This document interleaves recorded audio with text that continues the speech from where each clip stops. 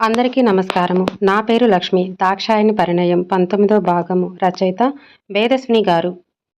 దక్ష మెల్లమెల్లగా కళ్ళు తెరుస్తూ, శక్తి సార్ మీరు వచ్చారా అంటూ ఉంటే తన కళ్ళల్లో నుండి కన్నీళ్లు వస్తూ ఉంటాయి. శక్తి తనలోని దుఃఖాన్ని తనలోని దాచుకొని దక్ష పెదవులపై ఏలు పెట్టి, ఏం మాట్లాడుకు దక్ష, తలకి దెబ్బ తగిలింది కదా, ఆ కళ్ళల్లో కన్నీళ్ళెందుకు, నీకేం కానివ్వను అంటూ ధైర్యాన్ని ఇస్తూ ఉంటాడు. దక్ష లేవటానికి ట్రై చేస్తూ ఉంటే శక్తి దక్షని లేపి కూర్చోబెడతాడు.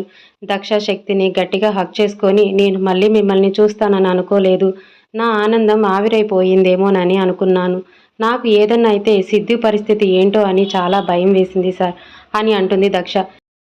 శక్తి కోపంగా బేస్ వాయిస్తో, ఏమి కాదని చెప్పాను కదా, మాట్లాడుకు అని చెప్పాను కదా, నీకేం కాదు, సిద్ధిని నువ్వే చాలా బాగా చూసుకుంటావు అంటూ దక్షని ఓదారుస్తూ ఉంటాడు. కానీ శక్తికి తెలియకుండానే తన కళ్ళల్లో నుండి కన్నీళ్లు వస్తూ ఉంటాయి. దక్ష శక్తి అలా ఏడవటం చూసి శక్తి కన్నీళ్లు తుడిచి, మీకు కూడా కన్నీళ్లు వస్తాయా సార్, అది కూడా నా కోసం అని అంటుంది. శక్తి సీరియస్గా దక్ష వైపుకి చూస్తూ, నేను కూడా మనిషినే కదా, అందులోనూ నువ్వు నా ప్రాణం, నీ కోసం కాకపోతే ఇంకెవరి కోసం వస్తాయి ఈ కన్నీళ్లు అని అంటాడు. దక్ష శక్తికి తన మీద ఉన్న ప్రేమకి పొంగిపోతూ ఉంటుంది. హాస్పిటల్లోకి వచ్చిన అర్జున్ ప్రసాద్ దక్ష శక్తులను అలా చూసి పట్టలేని సంతోషంతో ఉంటాడు. అర్జున్ ప్రసాద్ బయటే ఉన్నాడని గమనించే శక్తి దక్షతో, నువ్వు రెస్ట్ తీసుకో అని పడుకోబెట్టి అర్జున్ ప్రసాద్ దగ్గరికి వెళ్తాడు. మీరు ఇక్కడికి ఎందుకు వచ్చారో నాకు తెలియదు, కానీ వీటన్నిటి గురించి దక్షకి తెలియటం నాకు ఇష్టం లేదు, తను పడిన బాధలు చాలు, ఇక మీరు ఇక్కడి నుండి వెళ్ళండి అని చాలా సీరియస్గా చెప్తాడు శక్తి. అర్జున్ ప్రసాద్ మాత్రం, నేను నా కోడలు దాక్షాయణిని చూద్దామని వచ్చాను, ఒకసారి చూసి వెళ్ళిపోతాను అని ఐసీయూ లోపలికి వెళ్తూ ఉంటాడు. శక్తి అర్జున్ ప్రసాద్ చేయి పట్టుకొని ఆపి, వెళ్ళొద్దని చెప్తున్నాను కదా, అర్థం కావట్లేదా మీకు అని కోపంగా అంటాడు. అర్జున్ ప్రసాద్ కూడా చాలా కోపంగా, నీ కోపంలో అర్థం ఉంది మిస్టర్ శక్తి, కానీ నన్ను వెళ్ళొద్దు అని చెప్పడానికి నువ్వెవరు అని విసురుగా శక్తి చేయి తోసేసి లోపలికి వెళ్తాడు. దక్ష మెడిసిన్ ఎఫెక్ట్తో మత్తులో ఉంటుంది. అర్జున్ ప్రసాద్ పడుకొని ఉన్న దక్షని చూస్తూ ప్రేమగా తల నిమురుతూ, నీకు ఏమైనా జరిగితే ఈ ప్రాణం కూడా ఉండదమ్మా, నేను నీకు మాటిస్తున్నాను, నిన్ను శక్తిని ఒకటి చేసి మీ జీవితంలో సంతోషం తీసుకొని వస్తాను, మీ ఇద్దరికి ఎలాంటి సమస్యలు లేకుండా చేస్తాను, మీరు కోల్పోయిన ఈ 16 ఏళ్ల జీవితం నేను తెచ్చి ఇవ్వలేను, కానీ ఇకపై ఈ జీవితం సంతోషంగా ఉండేలా చూస్తాను అంటూ దక్ష నుదుటిపై ముద్దు పెట్టుకొని బయటకు వెళ్ళిపోతాడు అర్జున్ ప్రసాద్. శక్తి అర్జున్ ప్రసాద్ గురించి ఆలోచిస్తూ, తను ఈ సిటీలో వచ్చినప్పటి నుండి అర్జున్ ప్రసాద్ కలిసిన ప్రతిసారి అర్జున్ ప్రసాద్ తనను ప్రేమగా చూడటం గుర్తుకు వస్తుంది. ఆయన ఎందుకు ఇలా చేస్తున్నాడు, వెంటనే తెలుసుకోవాలి, అసలు ఆయన మనసులో ఏముందో తెలుసుకోవాలి. కానీ ఇప్పుడు దక్ష హెల్త్ ముఖ్యం. దక్ష కొంచెం కోలుకున్న తర్వాత డైరెక్ట్గా అర్జున్ ప్రసాద్ గారిని ఈ విషయం గురించి అడగాలి. ఏవైనా తేడా వస్తే మాత్రం తండ్రి అని కూడా చూడను, ఆయన అంతు చూస్తాను అని అనుకుంటూ ఉంటాడు శక్తి. ఇక్కడ ఇదంతా చూస్తున్న సూర్యకు కూడా ఏమీ అర్థం కావటం లేదు. అర్జున్ ప్రసాద్ ఎందుకు దక్షని చూడటానికి వచ్చాడు, అసలు అర్జున్ ప్రసాద్కి శక్తికి దక్షకి మధ్య ఉన్న సంబంధం ఏంటి, ఏమాత్రం అర్థం కావట్లేదు. ఇప్పుడు ఉన్న పరిస్థితిలో నేను అడగటం కరెక్ట్ కాదు, తర్వాత విషయం ఏంటో శక్తిని అడగాలి అని అనుకుంటాడు సూర్య. శక్తి విశ్వ సూర్యలను హాస్పిటల్ నుండి పంపించేస్తాడు. అంజలి నుండి శక్తికి ఫోన్ రావటంతో శక్తి ఫోన్ లిఫ్ట్ చేసి మాట్లాడుతూ ఉంటాడు. అంజలి శక్తితో, సిద్ధు దక్షని చూడాలని చాలా మారం చేస్తున్నాడు సార్, ఏం చేయమంటారు అని అంటుంది. అప్పుడు శక్తి, ఒకసారి సిద్ధికి ఫోన్ ఇవ్వు అంజలి అని చెప్తాడు. దాంతో అంజలి సిద్ధికి ఫోన్ ఇస్తుంది. సిద్ధు ఫోన్లో శక్తితో మాట్లాడుతూ, హలో శక్తి అంకుల్, నాకు చాలా భయంగా ఉంది, దక్షని చూడాలనిపిస్తుంది, దక్షకి ఏం కాలేదు కదా, నాకు దక్ష కావాలి, దక్ష తప్ప నాకు ఎవరూ లేరు అంకుల్, ఇంత చిన్న పిల్లాడిని తల్లి లేకుండా ఉంటాను అని ఏడుస్తూ ఉంటాడు. సిద్ధు అలా మాట్లాడేసరికి శక్తికి కూడా మనసులో చాలా బాధగా అనిపిస్తూ ఉంటుంది. సిద్ధుని సముదాయించాలని, మా సిద్ధు గుడ్ బాయ్ కదా, ఏడవకుండా చెప్పింది వింటాడు కదా అని అంటాడు శక్తి. సిద్ధు తన కన్నీళ్లు తుడుచుకొని, అవును శక్తి అంకుల్, నేను వెరీ గుడ్ బాయ్ని అని అంటాడు. శక్తి సిద్ధుతో, అయితే నువ్వు నా మాట వింటావు కదా, ఇలా దక్ష కావాలి అని మారం చేయకూడదు, దక్షకి అర్జెంటుగా పని ఉండటం వల్ల నీకు దూరంగా ఉంది, దక్షకి నేను తోడుగా ఉన్నాను, రేపు ఈవినింగ్ వరకు దక్షని నీ దగ్గరికి తీసుకొని వస్తాను, సరేనా, నా మీద నమ్మకం ఉంది కదా అని అంటాడు శక్తి. సిద్ధు కాస్త సంతోషపడి, ప్రామిస్ చేయండి అంకుల్, మీరు రేపు దక్షని నా దగ్గరికి తీసుకువస్తారు కదా అని అంటాడు. శక్తి, ప్రామిస్ సిద్ధు, రేపు దక్షని నీ దగ్గరికి తీసుకొని వస్తాను, సరేనా, నువ్వు తినుకుంటే దక్ష కూడా తినదు, కాబట్టి నువ్వు బుద్ధిగా భోజనం చెయ్యి, అల్లరి చేయకుండా పడుకోవాలని శక్తి సిద్ధుని సంధాయిస్తాడు. సిద్ధు కూడా సరే అని శక్తికి మాట ఇస్తాడు. తర్వాత శక్తి అంజలితో మాట్లాడుతూ, సిద్ధుని జాగ్రత్తగా చూసుకో అంజలి, తర్వాత నీతో చాలా మాట్లాడాలి, ఏదైనా అవసరం ఉంటే ఫోన్ చేయి అని అంటాడు. అంజలి సరే శక్తి సార్ అని ఫోన్ పెట్టేస్తుంది. దక్ష శక్తితో సిద్ధు ఎలా ఉన్నాడు, బాగానే ఉన్నాడా అని అడుగుతుంది.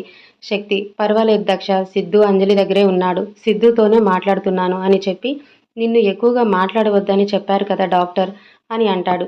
శక్తి అప్పుడు దక్ష అది కాదు శక్తి సార్, మీతో చాలా అర్జెంట్ విషయం మాట్లాడాలి అని అంటుంది. శక్తి ఉదయం మాట్లాడుకుందాం దక్ష అని రాత్రంతా చాలా జాగ్రత్తగా చూసుకుంటూ ఉంటాడు. దక్ష శక్తిని చూస్తూ ప్రశాంతంగా నిద్రలోకి జారుకుంటారు. ఇక్కడ అర్జున్ ప్రసాద్ చాలా ఆవేశం, కోపం, బాధ కలిగిన ఎమోషన్స్తో ఇంటికి చేరుకుంటాడు.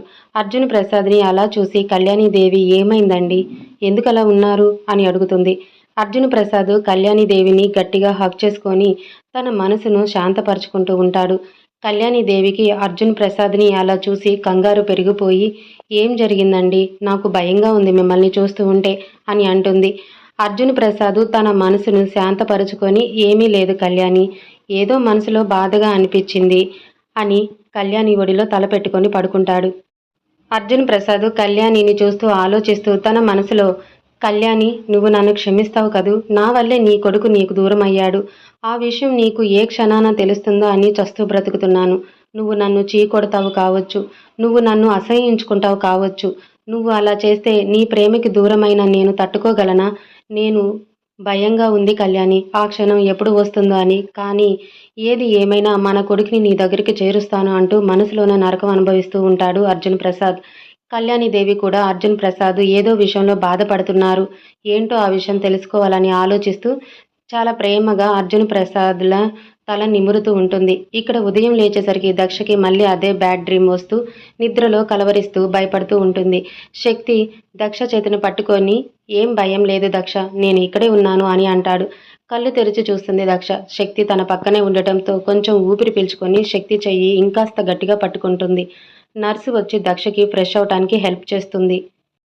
అలాగే దక్ష చేతికి ఫ్రాక్చర్ అవడంతో చేతికి తలకి కూడా డ్రెస్సింగ్ చేస్తుంది. శక్తి దక్షకి టిఫిన్ తినిపిస్తూ ఉంటాడు. దక్ష శక్తి చూపిస్తున్న ప్రేమకి పొంగిపోతూ ఆ విక్రమ్ గురించి ఆలోచన రాగానే భయపడిపోతూ ఉంటుంది.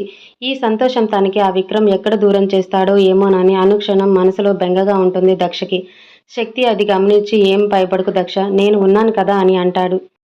దక్ష మాత్రం, అది శక్తి సార్, మీకు చాలా ఇంపార్టెంట్ విషయం చెబుదామని నిన్న కాల్ చేశాను అని అంటుంది. శక్తి సీరియస్గా, ఆ శ్రీకర్ గాడి విషయమే కదా, వాడు ఇక జీవితంలో నీ జోలికి రాడు, ఇక టెన్షన్ పడకు అని చెప్తాడు. దక్ష ఆ శ్రీకర్ గురించి కాదు సార్, విక్రమ్ గురించి, విక్రమ్కి నేను ఎక్కడున్నానో తెలిసిపోయిందేమోనని భయంగా ఉంది అని అంటుంది. శక్తి విక్రమ్ పేరు వినగానే చాలా కోపంగా, ఆ విక్రమ్ గాడి గురించి నువ్వు భయపడాల్సిన అవసరం లేదు దక్ష, ఇప్పుడిప్పుడే వాడికి నీ విషయం తెలియదులే, ఎప్పుడైతే రవీంద్ర చైతన్య ఫ్యామిలీని చంపింది వాడేనని నువ్వు చెప్పావో ఆ క్షణమే వాడి చావు నిశ్చయమైపోయింది. వాడున్న చోటకే వెళ్ళి వాడిని చంపటం పెద్ద లెక్క కాదు నాకు, కానీ నీ కోసం సిద్ధు కోసం ఇక్కడే ఆగిపోయాను. వాడు ఎప్పుడెప్పుడు ఇండియాలో అడుగు పెడతాడా అని ఎదురు చూస్తున్నాను. వాడికి చావు మూడితే వాడే నా కళ్ళ ముందుకి వస్తాడు, నువ్వేం టెన్షన్ పడకు అని దక్షను ఓదారుస్తూ టిఫిన్ తిని పెడుతూ ఉంటాడు. అప్పుడు దక్ష, అసలు మీరు ఎవరు సార్ అని అడుగుతుంది. శక్తి సీరియస్గా చూసి, ఇప్పుడు నీకు అవన్నీ అవసరమా, చెప్పాను కదా టైం వచ్చినప్పుడు నీకే తెలుస్తాయని, అయినా నువ్వు తెలుసుకొని ఏం చేస్తావు అని కొంచెం బేస్ వాయిస్తో అంటాడు శక్తి. శక్తి అలా సీరియస్ అయ్యేసరికి దక్ష చిన్నబుచ్చుకుంటుంది. దక్ష శక్తికి దూరంగా జరుగుతుంది. దాంతో శక్తి దక్షని తన దగ్గరికి లాక్కుంటాడు. దక్ష షాక్ అయ్యి శక్తికి వైపుకి చూస్తుంది. అప్పుడు శక్తి, ఇంకొకసారి నాకు దూరంగా జరిగేవనుకో, నాకు ఇంకాస్త దగ్గరగా వెళ్ళాలనిపిస్తుంది, ఎంత దూరమైనా వెళ్తాను, ఏదైనా చేస్తాను, అయినా నా దాక్షాయణిని చూస్తే నాకు ఏదేదో చేయాలనిపిస్తుంది, ఏదో కంట్రోల్ చేసుకొని ఊరుకుంటున్నాను, ఇలా నాకు దూరం జరిగి నన్ను రెచ్చగొట్టుకు, నా ఈగో హర్ట్ అవుతుంది, నేను అవుట్ ఆఫ్ కంట్రోల్ అవుతాను, తర్వాత నీ ఇష్టం అని చురకత్తు లాంటి చూపులతో చిరు దరహాసంతో దక్ష వైపుకి ఓరగా చూస్తూ అంటాడు శక్తి. దక్ష శక్తి అన్నంత పని చేస్తాడు అని, వద్దు శక్తి సార్, మీరంత పని చేయకండి అని సిగ్గుపడుతూ ఉంటుంది. డాక్టర్ వచ్చి దక్షని చెక్ చేసి, she is perfectly all right, evening వరకు డిశ్చార్జ్ చేస్తాను, తలకి తగిలిన గాయం 1 వీక్లో సెట్ అవుతుంది, బట్ చెయ్యి ఫ్రాక్చర్ అయ్యింది కదా, 1 మంత్ పడుతుంది, చాలా జాగ్రత్తగా చూసుకోండి అని డాక్టర్ అక్కడ నుండి వెళ్ళిపోతారు. శక్తి దాక్షాన్ని హాస్పిటల్ నుండి డిశ్చార్జ్ చేసి ఫ్లాట్కి తీసుకొని వెళ్తాడు. శక్తి అంతకు ముందే అంజలితో సిద్ధుని అక్కడికి తీసుకొని రమ్మని చెప్పడంతో అంజలి, సిద్ధు దక్ష కోసం ఎదురు చూస్తూ ఉంటారు. శక్తి దక్షను చాలా జాగ్రత్తగా ఫ్లాట్ లోపలికి తీసుకొని వెళ్ళి సోఫాలో కూర్చోబెడతాడు. సిద్ధు పరిగెత్తుకుంటూ వచ్చి దక్షని హగ్ చేసుకొని ఏడుస్తూ, ఏమైంది దక్ష, ఈ దెబ్బలు ఎలా తగిలాయి నీకు అంటూ ఉంటాడు. దక్ష, ఏం లేదు సిద్ధు, ఏడవ మాకు, నాకేం కాలేదు, చిన్నగా గీరుకుపోయాయి అంతే, నువ్వు ఏడుస్తే నేను తట్టుకోలేను అని దక్ష కూడా ఏడుస్తుంది. శక్తికి వాళ్ళని అలా చూస్తూ ఎలాంటి రక్త సంబంధం లేకపోయినా ఆ దేవుడు దక్ష సిద్ధులను తల్లి కొడుకులుగా చేశాడు. నేనేం పాపం చేశాను, నా తల్లి నుండి నన్ను విడగొట్టాడు ఆ దేవుడు అని బాధపడుతూ ఉంటాడు శక్తి. కొంచెం సేపటి తర్వాత శక్తి దక్ష సిద్ధులను ఓదారుస్తూ, దక్షకి దెబ్బలు తగిలాయి కదా, ఇప్పుడు నువ్వు ఏడ్చి దక్షని ఏడిపిస్తావా, దక్షని చాలా జాగ్రత్తగా నువ్వే చూసుకోవాలి అంటాడు శక్తి. సిద్ధు చాలా హుషారుగా, సరే శక్తి అంకుల్ అని నవ్వుతూ, నీకేం కావాలన్నా నన్నే అడుగు దక్ష, సరేనా అంటాడు. నీ చిట్టి చిట్టి చేతులతో ఏం పనులు చేస్తావో నాకు అని నవ్వుతూ అంటుంది దక్ష. శక్తి కూడా కొంచెం హ్యాపీగా ఫీల్ అయ్యి, దక్ష నువ్వు వెళ్ళి రెస్ట్ తీసుకో, సిద్ధు నువ్వు దక్ష పక్కనే ఉండు అని శక్తి అంజలితో బాల్కనీలో నిలబడి మాట్లాడుతూ ఉంటాడు. అంజలి, ఏంటి శక్తి సార్, నాతో ఏదో ముఖ్యమైన విషయం మాట్లాడాలి అన్నారు అంటుంది. శక్తి చాలా సీరియస్గా, అంజలి నాకు నిజం మాత్రమే కావాలి, నీకు అర్జున్ ప్రసాద్కి సంబంధం ఏంటి, అసలు నువ్వెందుకు దక్ష విషయాలన్నీ అర్జున్ ప్రసాద్కి చేరవేస్తున్నావు, ఎందుకు దక్షకి తోడుగా ఉంటున్నావు అని చాలా సీరియస్గా బేస్ వాయిస్తో అడుగుతాడు. శక్తి అలా అడిగేసరికి అంజలి కొంచెం భయపడుతుంది.